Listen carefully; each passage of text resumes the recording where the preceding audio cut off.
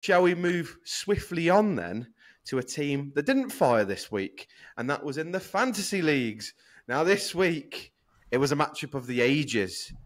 This week, it was me versus Mr. Elliot Greenwood, the man who was supposed to go 15-2 this season. 13-2, get it right. 13-2. Don't do me like that. Come on. I had a few more wins. I thought he was going all the way to the big bowl, but he isn't. He's looking really scary and very upset. What happened this week when you and me faced off, Mr. Greenwood?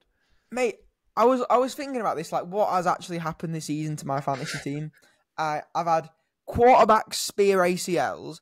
I've had bilateral tendonitis. I've had James Cook doing some things unbelievable, some things terrible. And then on Breece Hall's best ever fantasy week, I trade him away for Brock Bowers.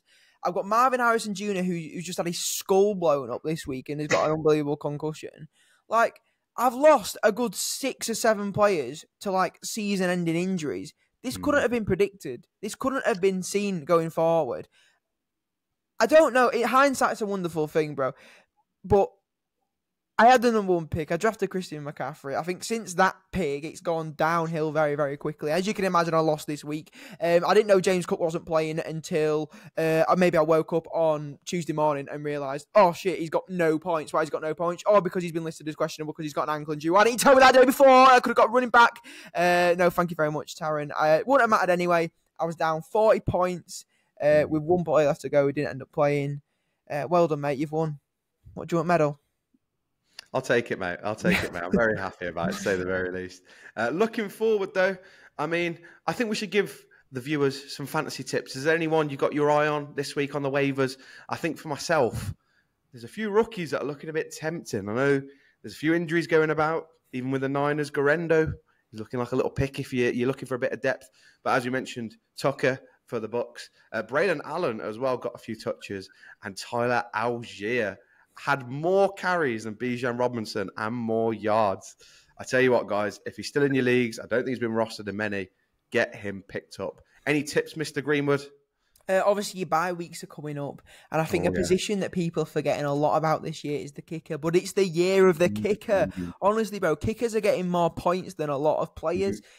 Brandon Aubrey, who's on my team, the best kicker in the league, in my opinion, he's got more points than most receivers. He was like fantasy player like 5 for the first few weeks of the season. He was unbelievable. So my advice would be, do not go cheap on your kicker. Get yourself a good kicker, because a good kicker can win or lose you the game. 100%. Mr. Greenwood, you are currently sat, I believe, in the bottom 2 of our league this year. I think we should tell the viewers what the forfeit is for our league, as a reminder of how devastating it could be and how much of a need there is for you to turn things around. Yeah, I think we should. Obviously, last year's forfeit it has still yet to be organised and decided. It's pretty atrocious, if you ask me. Don't worry, mate. You will not be getting out of it. Either you do your forfeit from last year, or you get rolled up into this year's forfeit, is my opinion. And as the commissioner, it will happen. You will be doing this year's forfeit instead of last year's. Go on, tell the people what the forfeit is. This year's forfeit, we thought very long and hard, and we thought what is going to absolutely terrify and scare everyone in our league, and that is exactly what it is. The losers of our fantasy football league will be staying a night in a haunted house.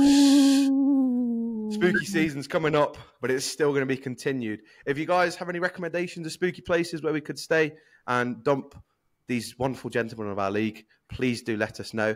And if you have any ideas of how to get people possessed, please do comment those as well, because hopefully it will bring Mr. Greenwood a better attitude for the next podcast.